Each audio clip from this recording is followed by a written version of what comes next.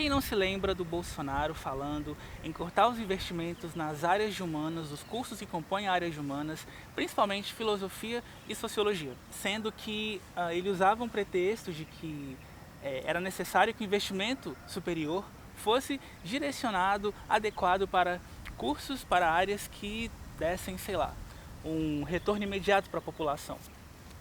Pois é.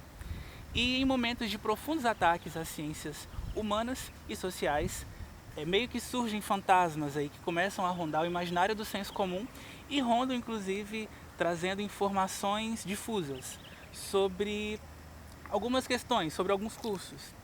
No curso de Ciências Sociais, por exemplo, uma das coisas que se coloca é que o curso de Ciências Sociais, todo cientista social é comunista. Ou então, o curso de Ciências Sociais é um curso esquerdista. Mas será que é assim mesmo que funciona, gente? Pois é, a gente vai discutir um pouco sobre isso hoje no Dialético.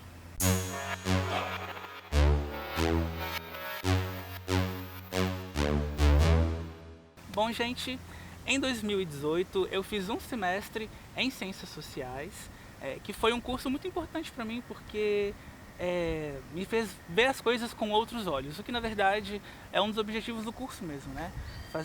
Abrir a nossa mente. E em 2019 eu me transferi para o curso de Ciências do Estado, que está aí dentro do campo das Ciências Sociais Aplicadas. Inclusive eu vou deixar aqui uma indicação e o link aqui na descrição do vídeo para vocês verem o vídeo de Ciências do Estado que eu fiz com o coordenador do curso lá na UFMG, para vocês conhecerem melhor como que se trata aí a graduação. E nisso, hoje eu estou acompanhado de um colega, que foi meu colega de classe, na verdade, que é o Gabriel. Eu chamei ele para estar aqui hoje para a gente conversar um pouco sobre o curso de Ciências Sociais. E eu vou deixar o Gabriel se apresentar um pouquinho para falar um pouco dele. Obrigado pelo convite. Meu nome é Luiz Gabriel, eu estou no 4º período de Ciências Sociais. Antes das Ciências Sociais, eu cursava Relações Internacionais, tudo aqui na PUC Minas. E é isso, eu fico feliz de você ter me chamado para falar um pouco sobre essas ideias que o presidente tem. Pois é.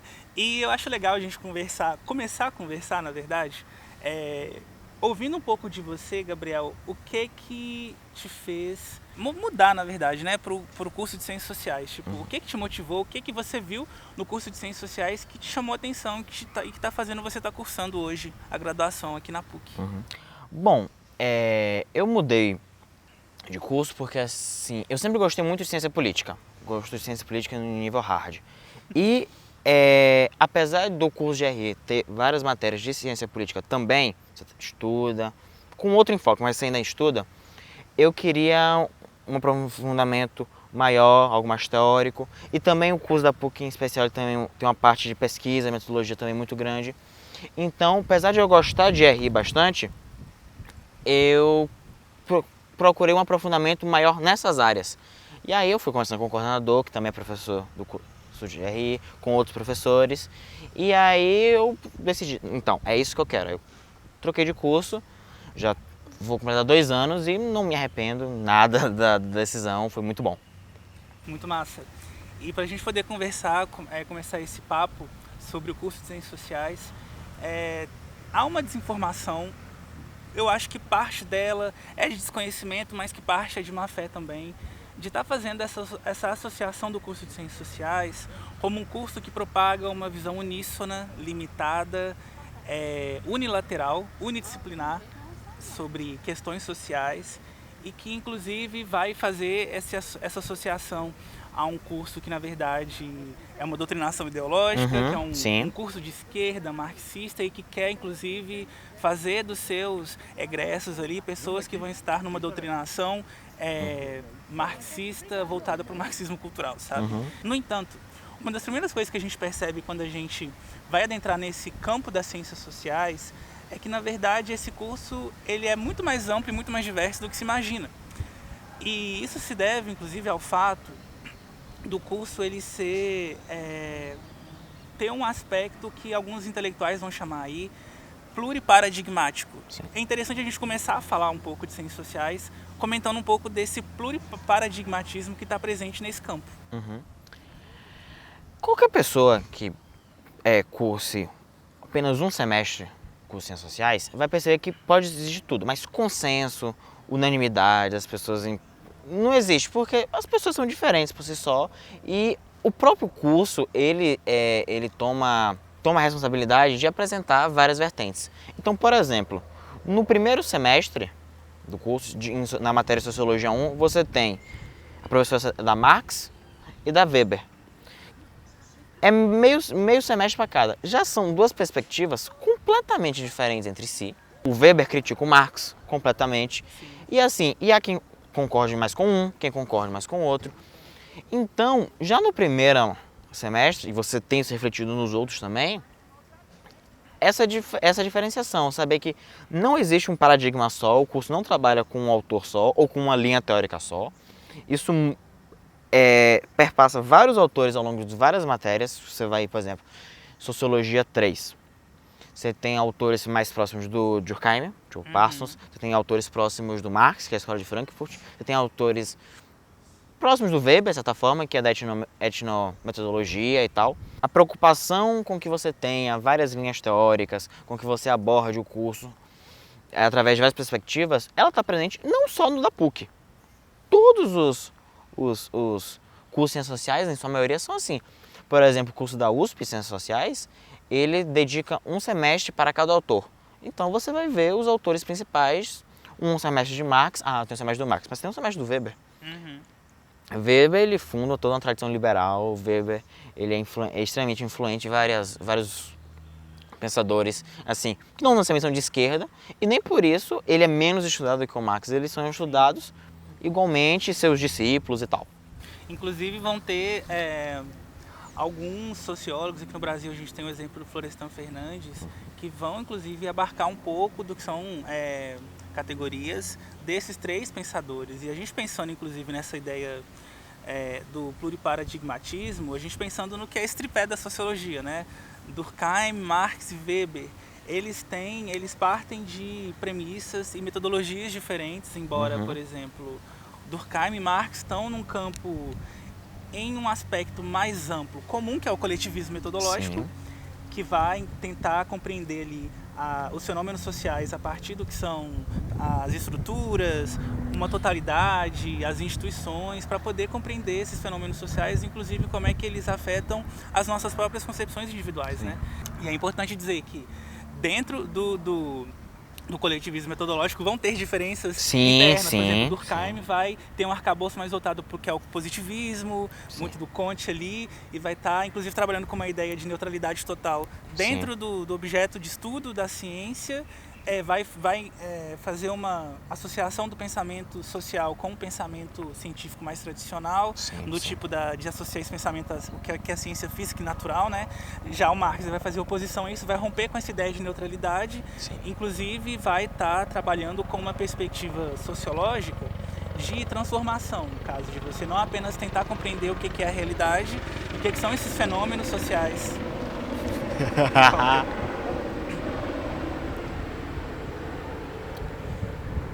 E aí o Marx vai inclusive estar trabalhando com uma perspectiva, né, de compreender não apenas compreender o que são esses fatores sociais que entram em conflito, mas também agir para poder transformar essa realidade, modificar as estruturas.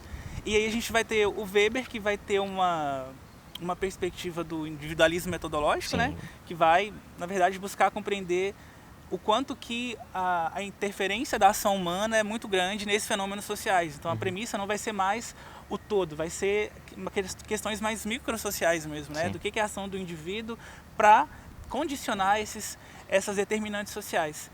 E isso é importante para a gente entender como é que essa diversidade ela é presente. Então, assim, essa ideia, na verdade, de que ciências sociais é um campo limitado, que é um campo único de pensamento, é uma ideia falsa, gente. Quem está no campo das ciências sociais e quem conhece o mínimo dessa área de conhecimento sabe que isso não é verdade, que os pensadores, o próprio tripé, os clássicos da sociologia, eles já pensam diferente, por mais que eles estejam dentro de um campo do coletivismo ou do individualismo, eles vão partir de explicações diferentes para entender essa realidade.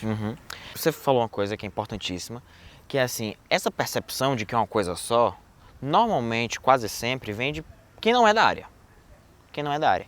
Então, você tem já uma oposição clássica, que a gente chama de as macrosociologias e as microsociologias. As macros seriam aquelas que partem das grandes estruturas, questões da sociedade e tal, Marx e Durkheim. E as microsociologia, que seria Weber, que parte o seu ponto de partida é a ação do indivíduo.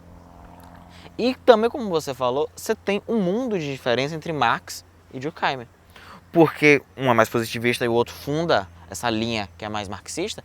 E assim, eles são parecidos até a página 2. Porque você tem diferenças gritantes, principalmente em metodologia, principalmente. Em teoria, hoje até o marxismo ele é mais vivo do que o positivismo que meio caiu em desgraça com o tempo. Graças a Deus, que ninguém merece. Não porque você seja, tinha claro a perspectiva marxista, que ela é politizada por si só, ela nasce com essa ideia de transformação e tal. É completamente possível você ter uma visão de esquerda dentro da perspectiva do Weber, e ter uma visão de direita. E possivelmente você tem uma visão de esquerda na perspectiva do Durkheim e uma visão de direita na perspectiva do Durkheim. Você tem o Parsons, que é um sociólogo americano, muito influente e tal. Ele está muito próximo do Durkheim, está muito próximo do positivismo. E assim, você falar que ele é um cara de esquerda... Complicado, né? Complicadíssimo, porque ele está longe de ser uma pessoa de esquerda, ele faz parte muito daquela ideia da colonização do pensamento, porque ele é estadunidense. Então ele participa muito disso, dessa ideia de que o pensamento sociológico dessa forma, e isso influencia os outros. Aí é uma dinâmica do conhecimento interessante. Então, independente da teoria, independente da metodologia, dos seus pressupostos, você pode ter visões de esquerda, visões de direita, que são o Marx mesmo, porque assim, e ainda vai ter, talvez, uma pessoa que talvez um dia funde, sei lá, marxismo de direita, não sei se isso vai... não marxismo, mas existiam os hegelianos de direita. Sim, e os hegelianos de esquerda. Os hegelianos de esquerda, Marx... Tanto que, se eu não me engano, os hegelianos de direita é o que fundaram o Partido Nazista dentro da Alemanha. Não que eu esteja fazendo alguma associação entre Marx e o nazismo, jamais. Mas você tem, dentro do mesmo filósofo, que era o Hegel, vertentes completamente diferentes. Inclusive o Marx ele vai ter uma aproximação inicial com os hegelianos de esquerda, mas vai fazer uma crítica depois e vai romper com essa ideia do hegelianismo, que está muito voltado ao idealismo, né? E vai, inclusive, fundar a metodologia dele, que está presente, inclusive, como metodologia na sociologia, que é do materialismo histórico, que é entender a realidade a partir das suas condições materiais, as suas bases concretas e compreender o modo de organização social da realidade. Então, tem essa perspectiva de que, inclusive, dentro desse campo, você pode começar dentro de uma linha de pensamento. Sim. E a partir do seu acúmulo de teoria, de estudo dentro do campo sociológico, você migrar para um outro campo de pensamento ou, inclusive, fundar um campo de pensamento, né? O que é um pouco mais difícil, mas pode acontecer, por que não? São questões que, às vezes, são inovadoras, que estão sendo colocadas ali naquela leitura, naquele contexto social, e que vão estar traçando novos paradigmas, né? Então isso é muito interessante para a gente pensar, que essa diversidade ela propicia essas possibilidades também dentro do campo das ciências sociais. E assim, as pessoas, elas mudam, elas aprendem coisas. Primeiro que a única fonte de informação, ainda mais hoje em dia, a única fonte de informação que elas absorvem não é mais a faculdade. Então assim, a faculdade pode dar um start, e ela pode ir buscando em outras áreas, em outros locais, informações e tal. E aí ela vai formando o pensamento dela. Então essa ideia de doutrinação, ela é ridícula. Porque, assim, eu não conheço na PUC, eu tenho amigos que fazem ciências sociais na Federal, de outros cursos também. Eu tenho vários amigos da área de humanas. E é muito raro, e está errado quando o professor faz, mas é muito raro quando o professor ele te obriga apenas a trabalhar com essa metodologia. O que acontece você tem uns autores mais importantes para tratar daquele assunto. Por exemplo, você não consegue discutir, por exemplo, o capitalismo, para onde ele foi, sem discutir Marx. Sim. Você não gosta do Marx. Ok, mas talvez por um século ele foi o principal autor, talvez ainda hoje seja, o principal autor para discutir a sociedade capitalista, para onde vai, se não ele, o que ele escreveu, o que as pessoas escreveram inspiradas nele. Sim. Como meu exemplo, eu me descobri como uma pessoa de humanas, lá no comecinho do ensino médio e tal, sempre gostava muito de história, mas quando eu fui perceber, realmente, a minha área de conhecimento era humanas, mas em 2014, eu tinha uma outra perspectiva completamente diferente. Inclusive, eu creio que você tenha mencionado, porque nós dois discordamos em muitas coisas, temos pensamentos muito, muito diferentes, e eu comecei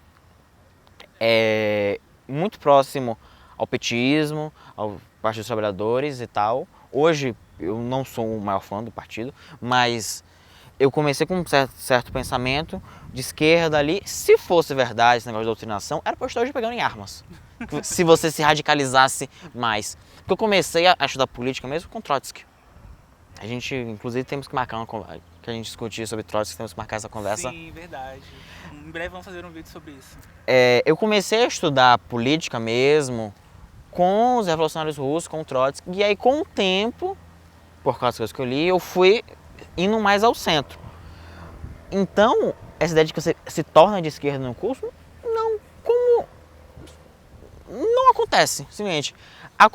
O mais pode acontecer é que algumas pessoas de esquerda, por serem mais engajadas em movimentos, elas têm uma expressão maior.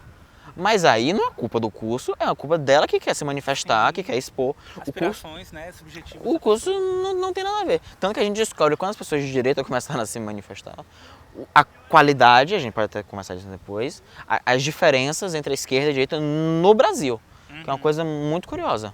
Sim. No tempo em que eu estive dentro das ciências sociais, eu pretendo voltar em algum momento, eu vi muitos poucos professores, na verdade, eu não lembro se eu conheci algum professor, por exemplo, aqui na PUC, que tivesse uma perspectiva mais marxista, a galera mais liberal, um pouco mais de centro, assim, esquerda, e inclusive eu acho que falta as pessoas levarem um pouco mais a sério Marx na sociologia, Fraga. Tipo, aqui no Brasil, eu conheço poucas referências que são minoria, que tem uma perspectiva sociológica mais marxista nesse sentido. Eu acho que tem uma presença de uma galera mais weberiana ali dentro da sociologia aqui no Brasil. E eu, inclusive, sinto falta. Eu queria que fosse, inclusive, mais marxista. Inclusive para as pessoas terem uma sociologia mais prática, mais ativa na questão da transformação social. E, nesse sentido, a sociologia, o campo das ciências sociais, ele é bem mais voltado para os estudos, mais para pesquisa, mais para análise mesmo. É uma coisa que está presente. Acho que não tem como a gente não observar isso e ver que existe realmente uma falta disso dentro da sociologia. E aí a gente vê esses esforços, principalmente do governo agora, e não começa só no governo, é importante falar que a própria reforma do ensino médio já tira a obrigatoriedade de disciplinas como filosofia e sociologia da grade de ensino assim, básica dos estudantes.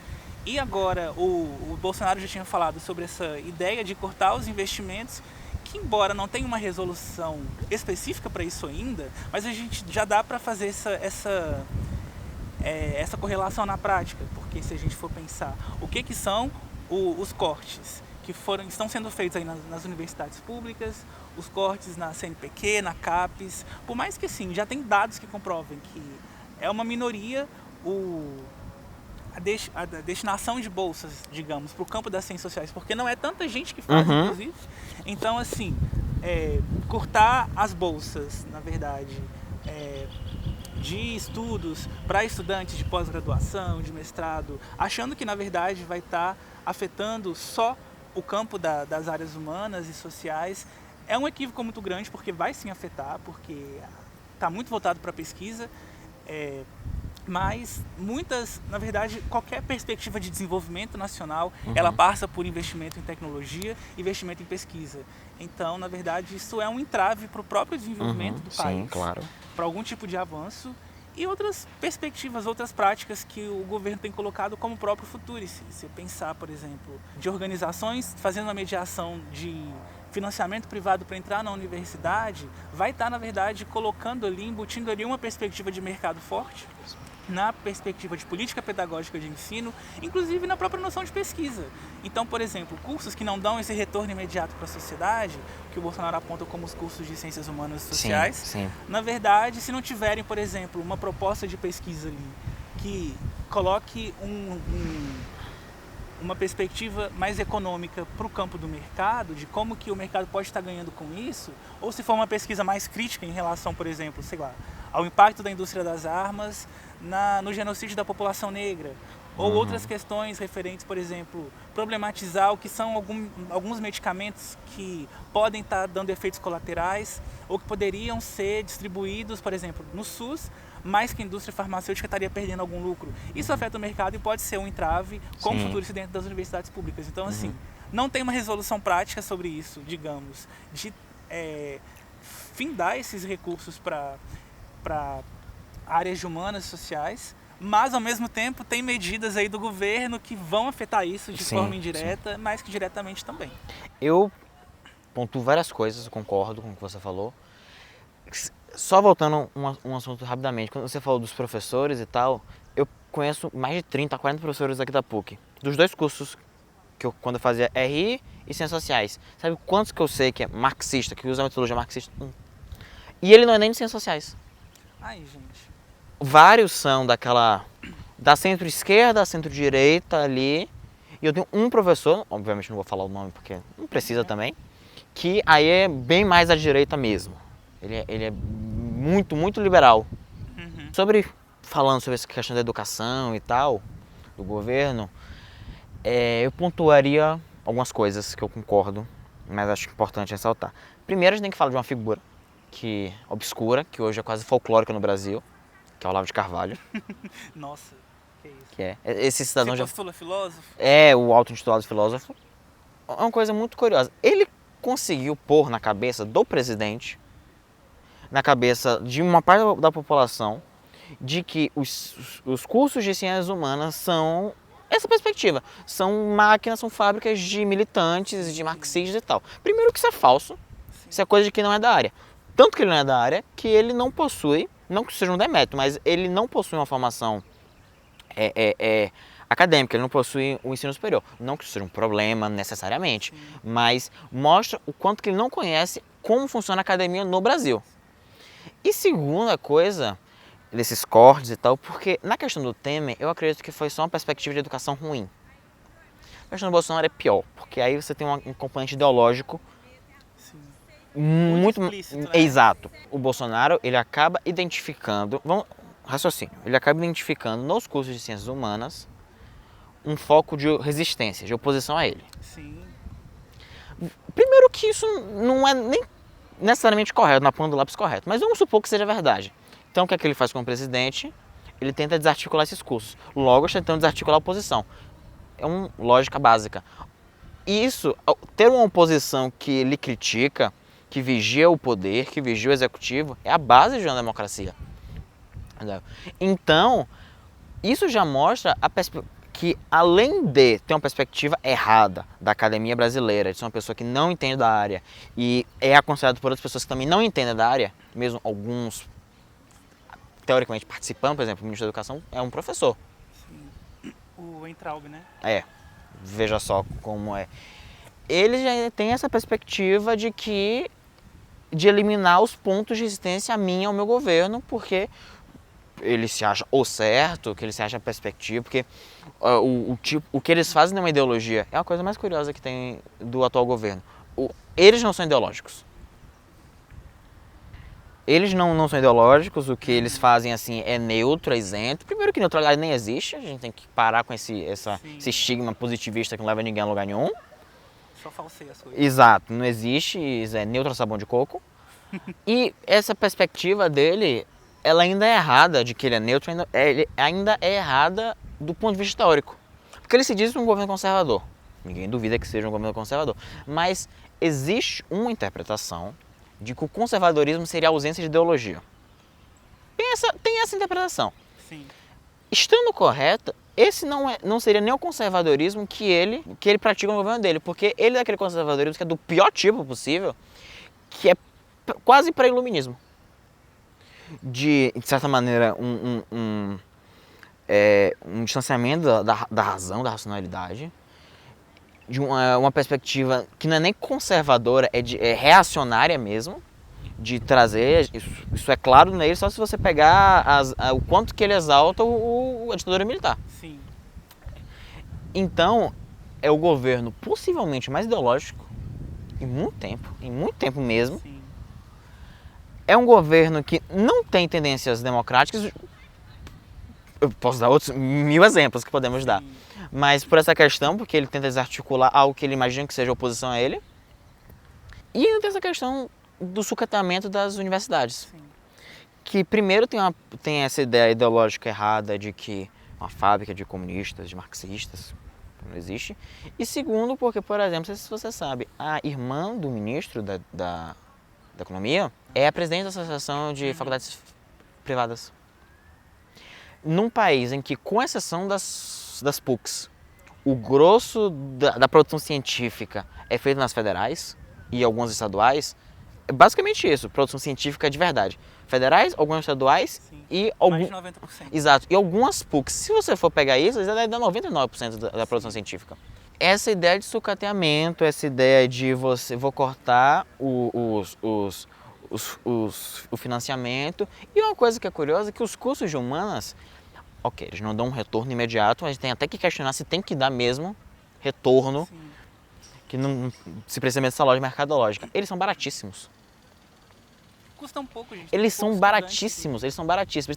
Não são tantos estudantes assim. E o próprio custo de manutenção, porque assim, não existe você não monta um laboratório a priori de ciências sociais. O laboratório de ciências sociais é uma biblioteca com computador. Sim. Agora, arquitetura você precisa de 1000 outras coisas, engenharia você precisa de 1000 outras coisas.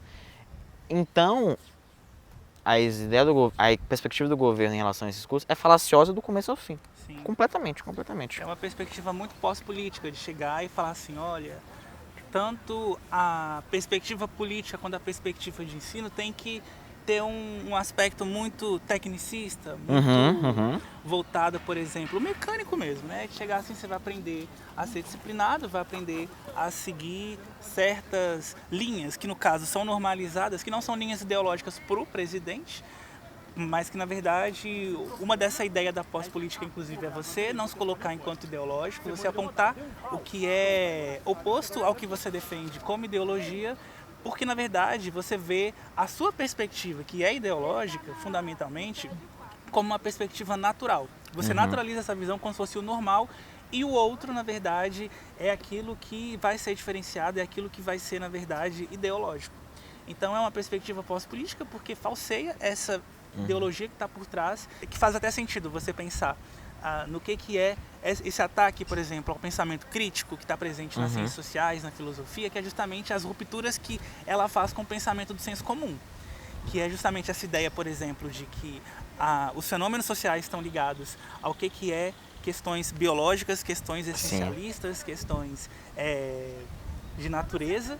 Então não vislumbra aqui mais, tira esse olhar transcendental, na verdade, do que é os fenômenos sociais. Então as coisas elas se constroem a partir do que é o movimento do ser humano na história. Não é mais aquela ideia, Deus quis, ou desde o início dos tempos as coisas funcionavam assim. Então isso é inclusive uma ameaça para essa ideia de mecanizar e tornar uma coisa muito automatizada a educação e a própria política. Então faz sentido para o presidente combater esse pensamento crítico porque impede que as pessoas no seu espaço de socialização, de ambiente socioeducativo, tenham um pensamento crítico sobre o que são as medidas que estão sendo tomadas no país e que possam fazer inclusive uma reflexão de mudança para essa situação. Então faz muito sentido, é uma postura muito pós-política e que é essa expressão do governo, que é muito ideológico. Eu faço notar uma coisa, essa questão de... Essa separação entre biologia e cultura, que você comentou, tem várias outras perspectivas, mas uma das interpretações do que é política, que política seria a maneira, a arte de se dar outras alternativas de caminho, que a gente chama de contingência. Sim. Você tem, o mundo sempre foi do jeito que é, e a política seria a forma de você falar, não, você tem outras opções de fazer isso. Isso é um princípio antigo, está desde os pensadores gregos de política. E, voltando rapidamente à questão da educação, você tem um mundo em que cada dia que passa, ele quer se desgrudar de uma perspectiva educacional, de formação de trabalhadores, de uma herança da Revolução Industrial, que era formar trabalhadores mecânicos, mecanizados, que só vão fazer a prática. O mundo caminha para se distanciar disso. O Brasil está caminhando para uma perspectiva de formar trabalhadores técnicos, sem a questão do senso crítico e tal. A gente também pode discutir,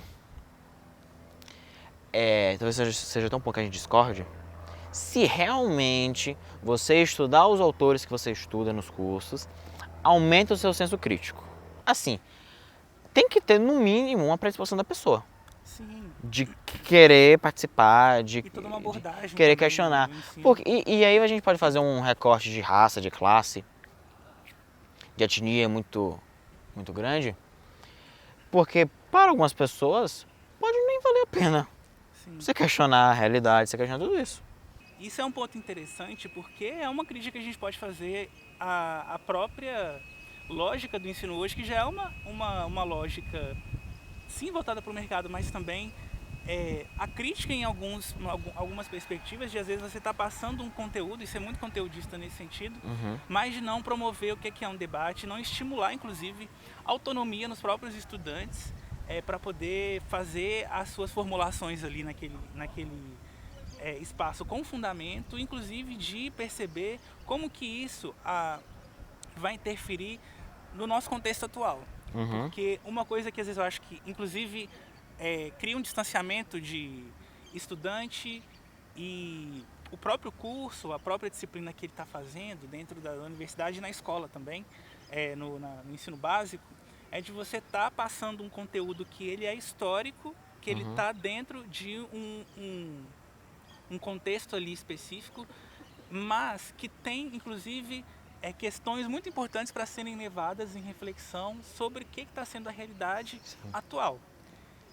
E aí, o que acontece? Às vezes eu acho que a gente tem que repensar, para a gente poder trabalhar isso, a gente tem que pensar em toda a estrutura do que é a universidade, do que é o ensino, do que é a grade, enfim. Tem toda uma estrutura para a gente pensar, mas que, às vezes, por exemplo, quando você vai pensar que no ato de se ensinar, de você passar esse conhecimento, você está passando aquilo que é, digamos, a obrigação de mostrar para o estudante como que foi aquele contexto histórico, social, de como que era o pensamento de um determinado autor para aquele período e sobre aquele objeto de estudo que ele estava analisando, mas você não traz isso para o que é a realidade atual e como que isso afeta ou como que a gente pode tirar lições ou inclusive não tirar lições do que foi passado ali. E isso, inclusive, cria um distanciamento da pessoa entender que aquilo tem sim uma certa, às vezes, explicação para a gente entender melhor um pouco da complexidade da nossa realidade. E isso cria, inclusive, esse parâmetro não crítico, é um parâmetro mais conteudista, de você chegar, aprender o conteúdo e pronto, acabou. Vou levar isso comigo, não vou passar isso adiante, ou não vou utilizar disso de uma forma, inclusive, mais aplicada. E isso acaba fazendo um ensino de só reprodução, né? Você não está fazendo um pensamento que é crítico, você não está fazendo uma reflexão sobre isso, que para mim é um fundamento central na sociologia, em outras disciplinas das ciências humanas, que é de ter essa reflexão crítica, de ter esse pensamento sempre em movimento, não vai ser um pensamento estático, parado, que não vai causar nenhum tipo de reflexão sobre isso. E nisso a gente vai caminhando aí para o encerramento, justamente para a gente enfatizar o quanto que o papel da sociologia, das ciências sociais, da antropologia, da ciência política, né, é um campo multidisciplinar. Ele é importante para a gente poder compreender o que são os fenômenos sociais, para a gente compreender, inclusive, questões que afetam o nosso comportamento e as estruturas como um todo, é a gente poder pensar na importância das metodologias, das reflexões e das referências que esse campo traz para a gente e para mostrar para vocês. Eu trouxe uma pessoa que tem diversas divergências comigo em relação a alguns pontos, mas que na hora de defender as ciências sociais a gente está junto, uma coisa nos une, uma coisa nos une. Exatamente, eu estou trazendo para mostrar, gente. Nem todo cientista social é comunista, ciências sociais não é um curso de doutrinação, é um curso que pode expandir o pensamento tanto para o lado liberal, quanto para um lado positivista, quanto para um lado mais para a social-democracia, quanto também para um campo mais marxista, como foi dito também. Esses campos eles vão ter tensões, vão ter conflitos, vão ter discussões presentes ali o tempo todo, efervescentes, e não nos impede de estar fazendo essa abordagem mais diversa dentro do campo das humanidades, porque a humanidade é isso. Deixa eu fazer um breve comentário em relação a isso. Uma coisa que é uma característica própria do Brasil, que você tem a diferenciação direita e esquerda, e no Brasil você tem uma característica que é marcante, que pelo menos as pessoas de esquerda, elas têm, em média, pelo menos é uma percepção que eu tenho, acredito que você também tenha, uma bagagem, uma bibliografia maior. Porque assim, não existe, a priori, um problema em você ser de direita. O problema é que, como que a direita é no Brasil, ela é muito triste. Sim. Porque muito fisiológica. Ela é muito fisiológica, ela falta nela bibliografia. Quando você tem bibliografia, é uma coisa muito triste. A referência direta do Brasil é Olavo de Carvalho. Problemas com ele, vários. Ele é uma pessoa... toda a perspectiva dele é obscurantista por completo. E, assim, as pessoas têm que entender que tudo é histórico. Citando até o próprio Marx, as coisas não caem da árvore dos acontecimentos e os fenômenos nascem. As coisas são históricas, as coisas têm a sua base social, têm a sua base histórica. E, assim, o não questionamento, muitas vezes, é conveniente. Por que eu vou questionar aquilo? Por que eu vou me dar ao trabalho de pensar tal coisa? Se você está falando isso, pensando em questões de relações de poder e tal, se eu estou numa posição privilegiada. Fazer esse tipo de crítica não é ser comunista, não é... Você pode até questionar que fazer esse tipo de crítica não é nem ser de esquerda. É você entender o mundo na medida de sua complexidade. Sim. Então, o problema da direita, no Brasil, especialmente, não vou dizer todo, mas quase toda a Bolsonaro, é que não consegue compreender a complexidade do mundo desse jeito. Fazer esse tipo de problematização, nem que seja para admitir as suas próprias posições, que muitas pessoas não admitem, as posições de privilégios que elas mesmas possuem. Eu concordo, e há uma debilidade, inclusive, de aprofundamento teórico do que são esses intelectuais, por exemplo, de direita no Brasil, e do que são as pessoas que se reverenciam neles para pensar num projeto de sociedade. Então, para você pensar num projeto de sociedade, para você pensar em um programa que atenda às demandas humanas, em qual perspectiva for, seja de esquerda ou seja de direita, você precisa realmente ter esse aprofundamento, você precisa ter esse esforço, e se dedicar ao que já foi escrito, ao que foi discutido, e para você inclusive chegar a novas sínteses, para você chegar a pensamentos que vão se adequar à realidade que você está inserido. Então, essa é a nossa mensagem aqui, né, gente? Sim. Parem de generalizar o curso de Ciências Sociais, parem de estereotipá-lo dessa forma. Vamos, na verdade, se esforçar para conhecê-lo e, quem sabe, não estudar nele, reforçar a importância de um curso desse e reforçar, inclusive, a importância das universidades para a democracia. A universidade é um dos bases, um dos pilares para uma sociedade democrática, está sendo ameaçado nessa conjuntura e é necessário sim que a gente dialogue para poder defender os cursos de ciências sociais e os cursos de ciências humanas como um todo. Eu agradeço a participação do Gabriel, querido aí, colega que foi das ciências sociais e que a gente está sempre discutindo algumas coisas importantes até. E nesse sentido também agradeço vocês que estão assistindo. Muito obrigado, a gente volta aí com mais vídeos em colaboração e para poder fazer tanto divulgação científica nas redes sociais, como também para estar fazendo esse acolhimento ao que são esses cursos tão atacados, tão desconhecidos às vezes, mas que são tão necessários como os cursos de ciências sociais e ciências humanas de uma maneira geral. Valeu e até a próxima! Gratidão a você que acompanhou esse vídeo até aqui. A proposta central do Dialético é buscar para que cada vez mais pessoas comuns possam falar da realidade que as rodeia de forma crítica e de forma dialética.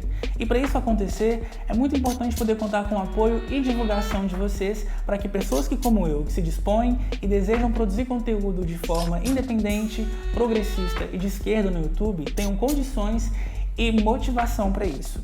Por isso, eu gostaria de convidar você que está assistindo esse vídeo a deixar o seu like, a compartilhar com outras pessoas que você também acredita que vão se interessar e se identificar por esse tipo de conteúdo, e caso não tenha se inscrito, se inscrever no canal e acompanhar a gente no YouTube e nas nossas outras redes sociais também. Vamos juntos ocupar as redes.